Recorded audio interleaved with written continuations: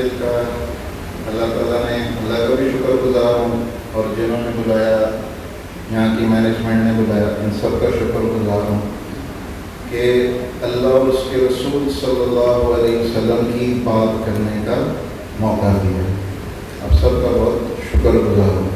یہ لوگ بیٹھے ہوئے ہیں 2 گھنٹے سے 1.5 گھنٹے سے، ان کی بھی بڑی ہمت ہے کہ یہ بڑے جم کر، ہماری بہنیں بیٹھی ہیں، بھائی بیٹھے ہیں، بڑے بیٹھے ہیں، چھوٹے بیٹھے ہیں، تو آپ سب کے لیے بھی تعلیم کہ آپ لوگ بڑی ہمت سے بیٹھے ہیں۔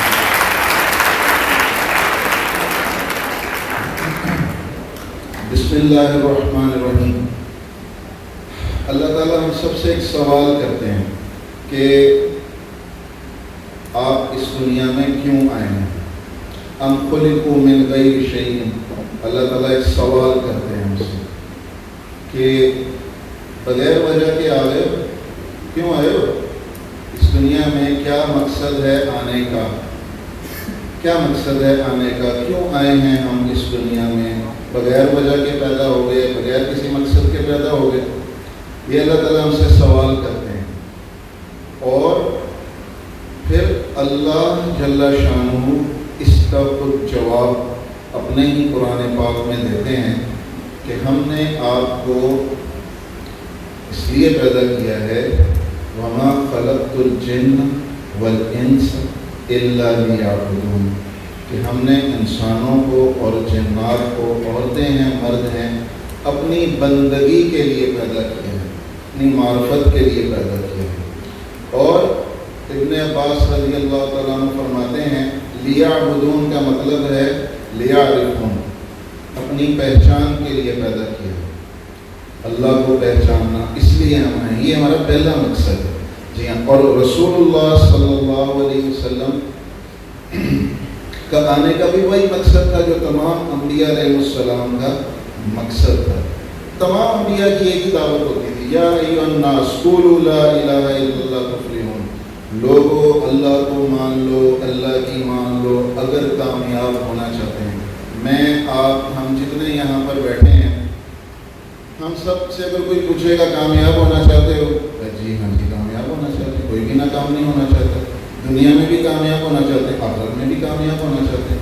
کوئی یہ نہیں کہے گا کہ ہم ناکام ہونا چاہتے ہیں، ہر کوئی کہے گا کہ میں ایک سکسیسفل لائف گزارنا چاہتا ہوں، کوئی بھی یہ نہیں کہے گا کہ میں ناکام ہونا چاہتا ہوں۔ تو اللہ اور اس کے رسول صلی اللہ علیہ وسلم بھی یہی چاہتے ہیں کہ ہم کامیاب ہو جائیں، ہم پریشان نہ ہوں، ہم ناکام نہ ہوں، ہمیں ذلت کا سامنا نہ کرنا پڑے، لیکن ذلت کا سامنا کرنا پڑ رہا ہے۔ اس کی وجہ ایک ہی ہے، ایک ہی اس کی وجہ ہے۔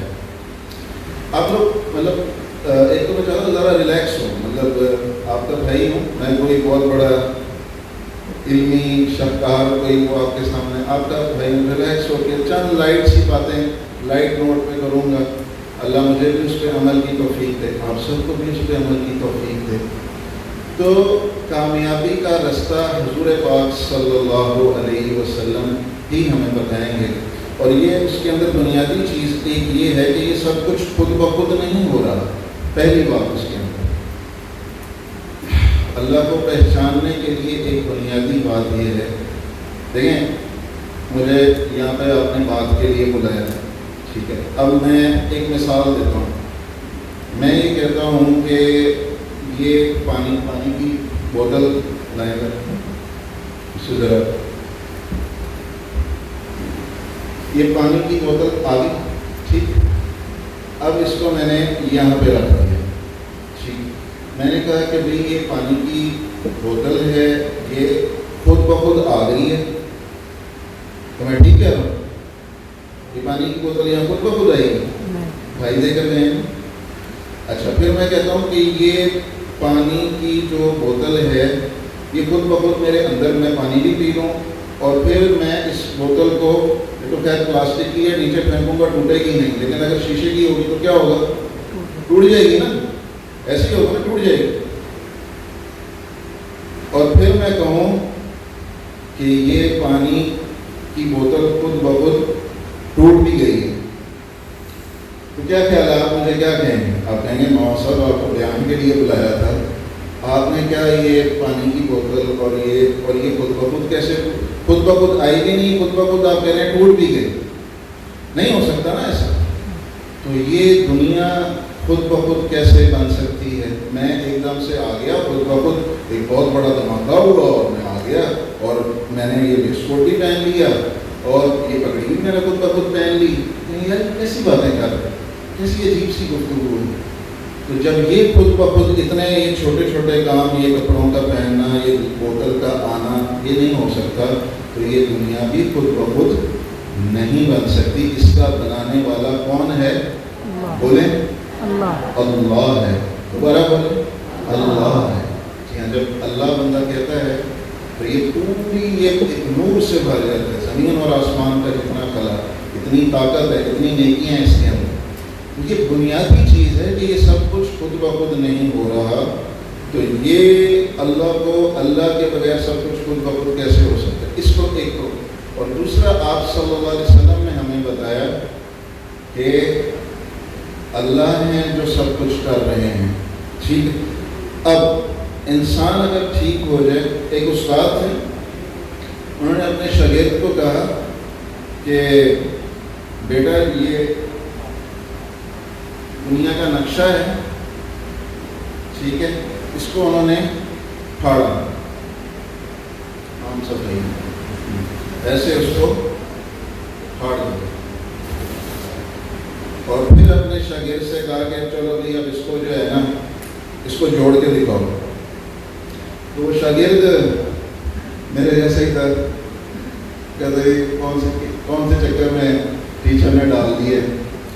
اب وہ سر پکڑ کے بیٹھا ہوا ہے کہ بھائی یہ کیسے، اس کا یورپ کدھر ہے اور آسٹریلیا کدھر ہے، اور جو ہے وہ پاکستان کا تو خیر پتہ تھا کہ پاکستان میں رہتے ہیں، اور یہ سب کچھ کدھر ہے، تو وہ پریشان ہو گیا۔ لیکن اس نے ایک کاغذ کے ٹکڑے کی بیک سائڈ پہ دیکھا تو ایک ہاتھ اسے، انسانی ہاتھ اسے نظر آیا، تو اس نے ایک اور ٹکڑا دیکھا تو اس کو ایک اور اسے انسانی سر اسے نظر آیا، تو اس نے وہ نقشے کو بنانا اس نے چھوڑ دیا، اس نے انسان کو بنانا شروع کر دیا، بناتا گیا، کاغذ جوڑتا گیا، جب پورا وہ ایک انسان تھا، جب ایک انسان مکمل ہو گیا تو اس نے اس کاغذ کو پلٹ کے دیکھا تو وہ پوری دنیا کا نقشہ بھی ٹھیک بن چکا تھا۔ تو وہ اپنے استاد کے پاس گیا، سر کے پاس گیا، کہتا سر یہ لیں، میں نے پوری دنیا کا نقشہ بنا دیا، چیک کریں۔ جیسے ہوتا ہے جب شاگرد یا اسٹوڈنٹ کچھ کر لینا جو استاد نے کہا تو وہ ذرا تھوڑا سا، سر یہ دیکھیں آپ نے مجھے کہا تھا، میں نے کر کے دکھا دیا۔ سر نے اس سے پوچھا بیٹا کیا کیسے، سچ بتانا کیسے کیا؟ کہتا سر مجھے تو وہ اصل بات یہ ہے کہ مجھے نقشے کا تو نہیں پتا تھا، لیکن میں نے دیکھا کہ ایک انسان کچھ اس کے اعضاء نظر آئے مجھے، تو میں نے دیکھا کہ اس کو وہ میں نے بنانا شروع کر دیا، انسان کو بنانا ٹھیک شروع کر دیا، تو پھر میں نے دیکھا دنیا کا نقشہ بھی ٹھیک بن گیا۔ یہاں اب یہ بات میں آپ کو بتانا چاہ رہا تھا کہ یہاں پھر استاد صاحب نے کہا کہ بیٹا میں بھی یہی آپ کو سکھانا چاہ رہا تھا کہ جب انسان ٹھیک ہو جاتا ہے تو سارا نظام ٹھیک ہو جاتا ہے، اور جب انسان غلط راہوں پہ چلتا ہے تو پھر سب کچھ غلط ہو جاتا ہے۔ تو یہ ایک چیز ہے سیکھنے کی، وہ چیز ہے کہ وہ حضرت محمد صلی اللہ علیہ وسلم کی مبارک زندگی ہے، سیکھیں اس کو سیکھنا ہے۔ اب اس میں چند پہلو میں اس میں آپ کے سامنے لے کر آتا ہوں، وہ ہمارے اندر اگر آ جائیں گے ہم ایک کامیاب زندگی گزاریں گے۔ آپ صلی اللہ علیہ وسلم جو ہیں، آپ نے فرمایا کاش میری والدہ زندہ ہوتی۔ اب آپ بحیثیت بیٹا کیسے، آپ کی معاشرت بحیثیت بیٹا کیسے؟ آپ کیونکہ حضرت آمنہ 6 سال کی عمر میں حضرت حضور صلی اللہ علیہ وسلم کی جو والدہ ہیں وہ دنیا سے چلی گئی تھی، تو آپ نے فرمایا کاش میری والدہ زندہ ہوتی تو میں عشاء کی نماز، اب آپ سب ہم سب کے والدین ہیں، سنیے گا آپ صلی اللہ علیہ وسلم کیا فرما رہے ہیں، میری والدہ زندہ ہوتی، میں عشاء کی نماز پڑھ رہا ہوتا اور ایک آواز آتی کھڑکی سے محمد، تو میں نماز توڑ کر اے میری پیاری اماں جان میں آ رہا ہوں میں نماز چھوڑ دیتا ہوں. یہ مادہ مقام آپ نے بتایا. آپ نے فرمایا تم دیکھتے اگر میری والدہ زندہ ہوتی تو میں خدمت کر کے دکھاتا. آپ صلی اللہ علیہ وسلم سے کسی نے پوچھا قیامت کب آئے گی؟ آپ نے فرمایا اللہ کو پتہ ہے. فرمایا کوئی نشانی؟ کہ جب تم دیکھو کہ بیٹے کا نہیں کہا، بیٹے تو کچھ نہ کچھ بیٹی کا نافرمان ہوتی. جب تم یہ دیکھو کہ بیٹیاں ماؤں کے ساتھ نوکروں جیسا سلوک کر رہی ہیں تو قیامت کا ڈنکا بجنے والا ہے، قریب ہے قیامت. تو آپ صلی اللہ علیہ وسلم کے پاس ایک صحابی ہے، وہ فرماتے ہیں اے اللہ کے رسول میرے اوپر سب سے زیادہ حق کس کا ہے؟ اتنا اچھا سوال ہے. کیا سوال ہے؟ میرے اوپر سب سے زیادہ بولے حق کس کا ہے؟ سوال واضح. میرے اوپر میرے اچھے اخلاق کا اگر اس دنیا میں یعنی میرے اندر جو سب سے اچھے اخلاق ہیں اس کا مستحق کون ہے؟ یہ سوال تھا. جواب رسول اللہ صلی اللہ علیہ وسلم نے فرمایا امک، تمہاری کون؟ والدہ. ٹھیک ہے. انہوں نے آپ نے فرمایا، صحابی نے پھر پوچھا کہ اے اللہ کے رسول ٹھیک ہے میرے اوپر اب سیکنڈ نمبر پر سب سے زیادہ میرے اچھے اخلاق کا مستحق کون ہے؟ دوبارہ پوچھنے کا مطلب یہ ہوتا ہے کہ بھئی ایک پر ٹھیک ہے ٹاپ کے اوپر تو میری والدہ ہیں، سیکنڈ نمبر پہ کون ہے؟ کوئی اور. لیکن آپ نے کیا جواب دیا؟ دوبارہ بھی آپ نے یہی جواب دیا کہ آپ کی والدہ. دوسرے نمبر پہ بھی والدہ ہی ہیں. پھر انہوں نے تیسری بار سوال کیا کہ اے اللہ کے رسول میرے سب سے اچھے اخلاق. اب ان کا ہو سکتا ہے ان کا مطلب ہوا کوئی استاد کی باری آئے گی، ماموں کی، خالہ کی، یا کوئی رتبے میں بڑا ان سے نانا دادا ابو، نانا ابو، نانی، کسی کا اور نمبر آئے گا. تیسری مرتبہ بھی آپ نے یہی جواب دیا امو، تمہاری بات. انہوں نے چوتھی بار پوچھا. قربان جائے صحابہ کے اوپر وہ پوچھ لیتے تھے اور طلب صادق سے پوچھتے تھے، معترضانہ نہیں پوچھتے تھے. ایک سوال ہوتا ہے طالب علمانہ، ایک سوال ہوتا ہے بس اعتراض کرنا ہے. تو صحابہ کی صفت ہوتی تھی طالب علمانہ سوال پوچھتے تھے. چوتھی بار پھر پوچھا. آپ نے فرمایا ابو، تمہارے والد محترم والد. ٹھیک ہے.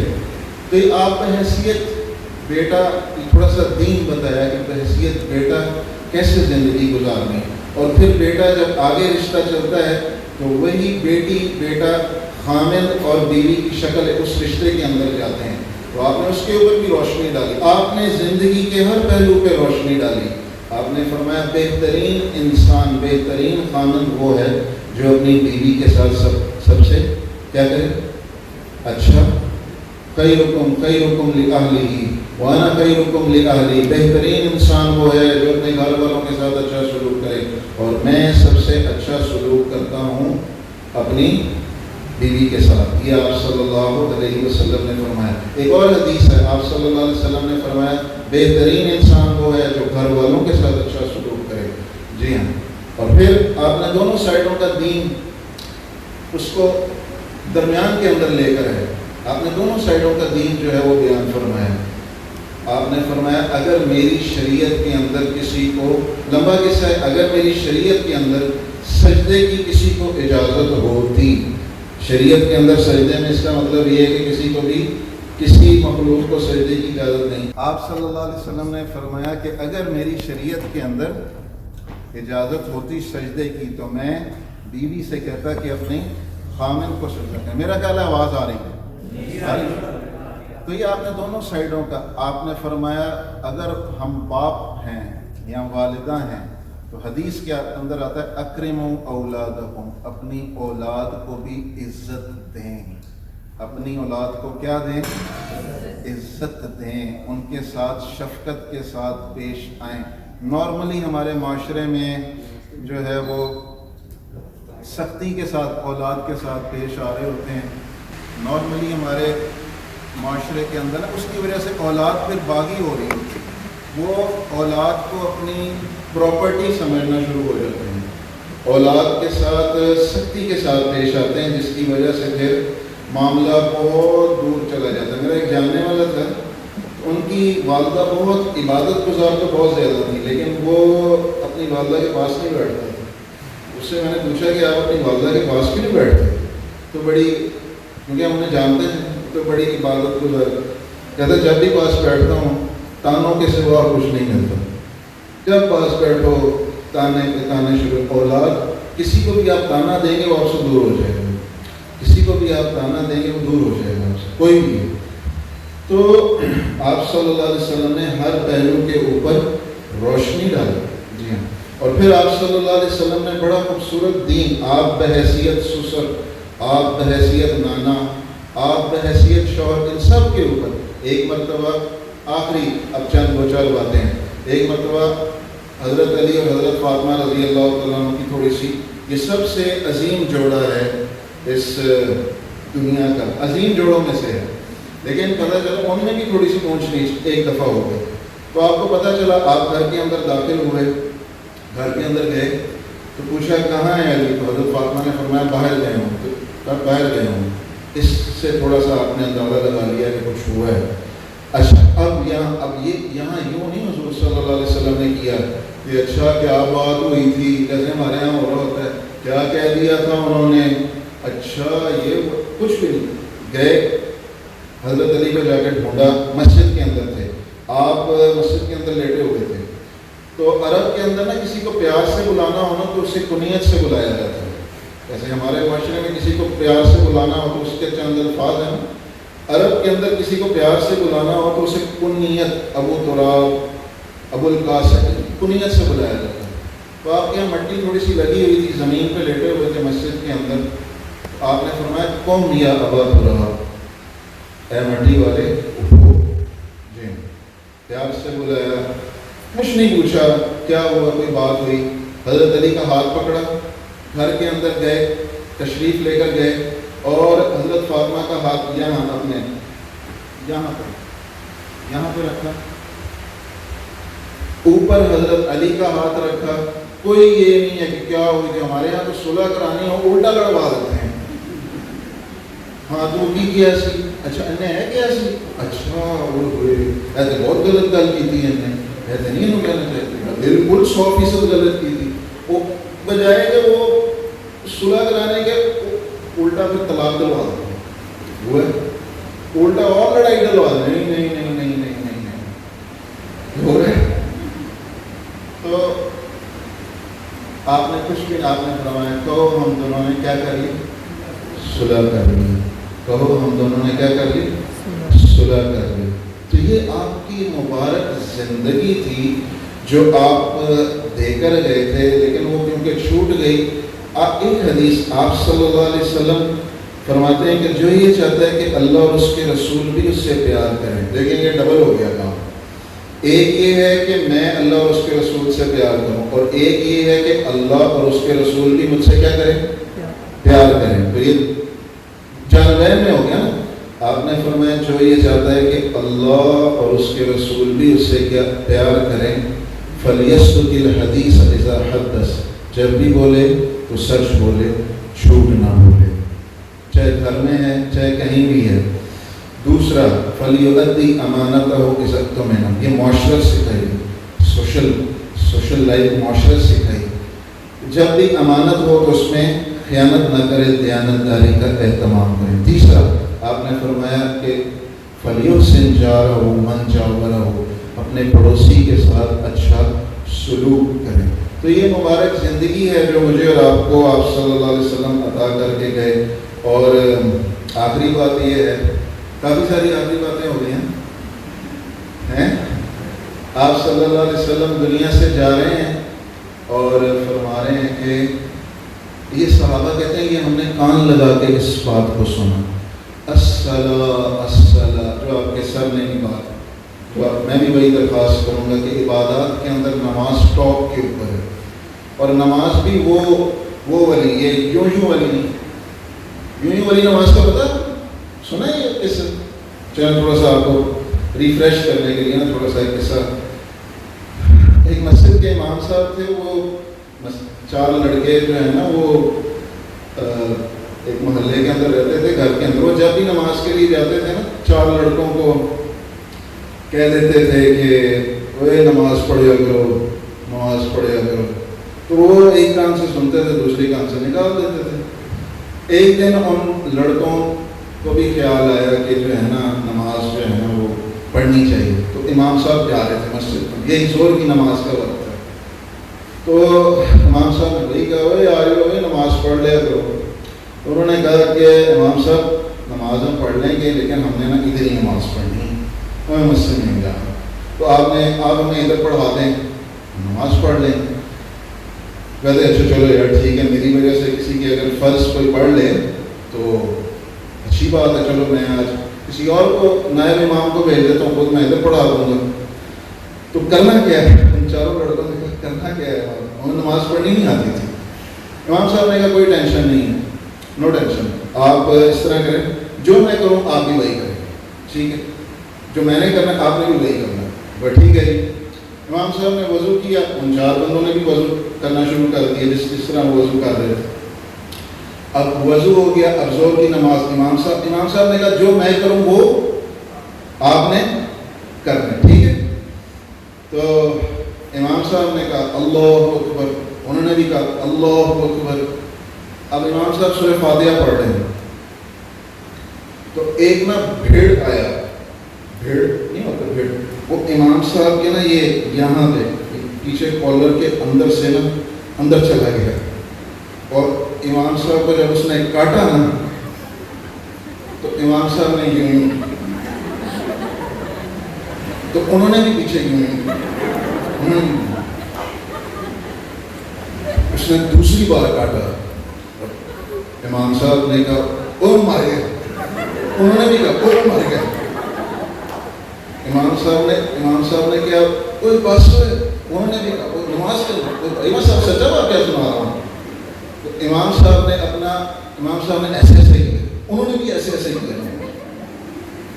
امام صاحب نے اپنا کرتا اٹھایا، انہوں نے بھی اپنا کرتا اٹھایا، سامنے تالاب تھا، امام صاحب نے اس کے اندر چھلانگ مار دی جا رہی، ان چاروں نے بھی جا کے چھلانگ مار دی اس کے اندر جا کے، اور ایک پتہ کیا کہتا ہے، ایک کہتا ہے امام صاحب السلام ذرا ٹھہر کے پھیریے، ہم ذرا چنگی طرح نہا لیں گے۔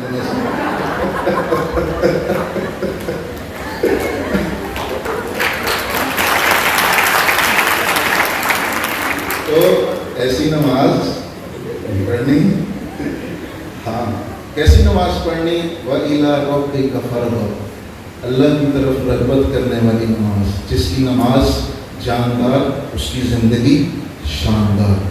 آپ نے یہ چاہتے ہوئے نصیحت کر کے گئے نماز کا اہتمام کرنا، وَمَا مَلَكَتْ أَيْمَانُكُمْ، اور اپنے ماتحتوں کے ساتھ اچھا سلوک کرنا۔ ماتحت ایک بہت بڑا، اس کے اندر آپ کے فیملی ممبرز ہیں، چھوٹے رشتے ہیں، بڑے رشتے ہیں، ملازمین ہیں، نوکر ہیں، نوکروں کے ساتھ بڑا عجیب، یہ چاہتے ہوئے آپ کی آخری بات تھی کہ اپنے ملازم، ڈرائیور، چوکیدار، گھر میں کام کرنے والی بچہ، بچی، اس کے ساتھ کیا کرنا، یہ بچیاں ہیں، آپ لوگ بھی ہیں، کل کو آپ لوگوں نے گھر کے اندر جانا ہے، سورہ نساء پورے گھریلو لائف کے اوپر ہے، اس کو ضرور پڑھیں گے انشاءاللہ تعالیٰ۔ اور میری ایک دو اب تھوڑی سی تبلیغ والوں کی نا وہ ایک ہوتا ہے، وہ اینڈ میں ایک تشکیل کرتے ہیں، آپ لوگوں نے شاید، وہ ایک بندہ کہتا ہے یار یہ لوگ باتیں تو بڑی اچھی کرتے ہیں لیکن یہ جڑی اینڈ جو ہے جڑا کہتے ہیں نا جڑا لکھان والا کام ہے، یہ ذرا تھوڑا سا، لیکن کیا کریں اس کی ایک ٹریک کے اوپر ٹریک نہیں ہوگا، بات سنیں، ایک ٹریک نہیں ہوگا تو پھر ٹریک کے اوپر نہیں چلیں گے تو پھر غلط ٹریک کے اوپر چلیں گے۔ ایک تھوڑی سی میری گزارش یہ ہے کہ ایک نماز کے اوپر آئیں، اور دوسرا قرآن کے ساتھ جڑیں، آپ کو پتہ چلے گا قرآن کے ساتھ جڑیں، اور رسول اللہ صلی اللہ علیہ وسلم کی زندگی پڑھیں، خود بھی پڑھیں اور اس کو اپنی عملی زندگی کے اندر لانے کی کوشش کریں۔ انسان تین کام کر سکتا ہے، ارادہ کر سکتا ہے، نیت کر سکتا ہے، توبہ کر سکتا ہے، اور چوتھا کوشش کر سکتا ہے۔ کوشش تو کر سکتے ہیں نا، کوشش تو کر سکتے ہیں، کوشش کریں اس کے اوپر اپنی ذات سے شروع کریں۔ ساری تحریکوں کی محنت ہوتی ہے وہ ٹھیک ہو جائے، وہ ٹھیک ہو جائے، انبیاء علیہ السلام کی محنت ہوتی ہے کہ اپنی ذات میں ٹھیک